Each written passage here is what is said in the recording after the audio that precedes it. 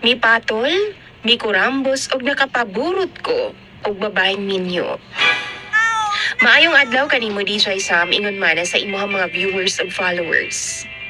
Sa imong mga suking tigpaminaw ning imong programa. Dugay na gyud pod ko nga nagasunod og nagpaminaw ning imong programa. Nagatanaw pod ko. O karon, kursunada na kay ko nga i-share pod kaninyong tanan ang mga panghitabo pod sa akong kinabuhi. Ang akong problema pod. By the way, tawagan na lang ko ninyo sa pangalang Alvin.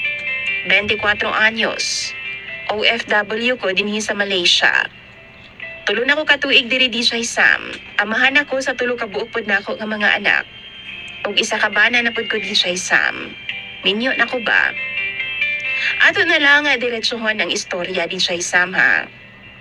Na ako'y nailhan diri nga katrabaho nako. Tawagon na lang nato siya sa pangalang Leslie. 24 anyos po siya sama nako. Minyo sab siya. Actually, barkada nako ang iyang bana DJ Sam. O gani pod si Leslie. Barkada pod sila sa akong asawa. Magkaila ra gyud kaayo mi. Sa dalikyat nga pagkaistorya DJ Sam, nakauli ni siyang Pilipinas sa una. Tapos ning sunod po dayon ko. Una, wa gyud to sa plano ang tanan DJ Sam. Pero one time, nakahuna-huna gyud ko sa iyaha. Syempre, naapod ko'y pagtanaw sa iyaha gyud DJ Sam. Mao to, ako siyang gitsatan. Ming reply man po dayon na siya DJ Sam. Ug wa nagdugay, naging kami gyud duha. Naghimo mi og mga dummy accounts sa DJ Sam. Kami rang duha na sayod. Kaming duha naga-video call na mi DJ Sam. Tagagabi gyud na.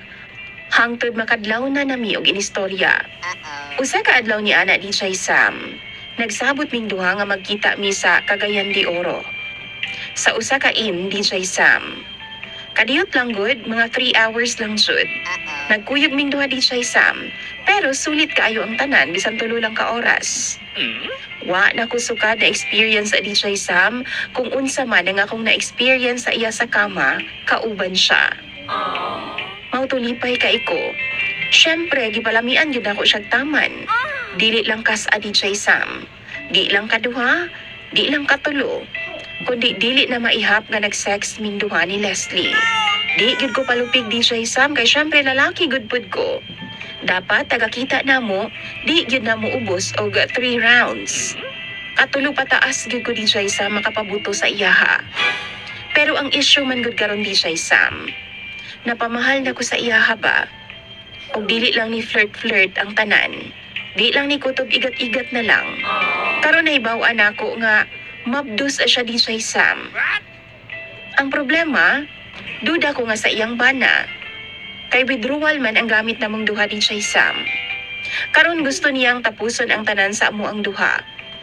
Pero sakit gud siya DJ Sam ay, ug naglibog jud ko. Kasado siya sa iyang bana. Ug ako, dili mi kasado sa akong partner. Live-in partner lang mi DJ Sam, pero naa na mi mga anak. Pero nasayod mi sa among tagsa-tagsa nga mahal gid kaayo namong duha ang matag-usa. Maunang mangutana ko sa imong mga viewers sa DJ Sam, kung kamo ang naa sa kong kahimtang. Kinahanglan na ba nga i-give up na ko siya? Bisan pag love kaayo na ko si Leslie. Makaya ka na akong kalimtan na lang ang tanan sa among duha. Mamalihog na lang ko sa tanan nimo mga suking tigpaminaw DJ Sam. Unsa kay maayo ani? Unsa man ang inyong ikasuggest nga akong buhaton?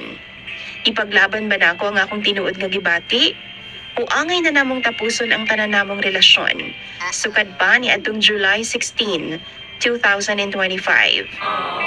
Palihog kay basahon ko na ang inyong mga tambag. Imong sender o follower DJ Sam. Alvin.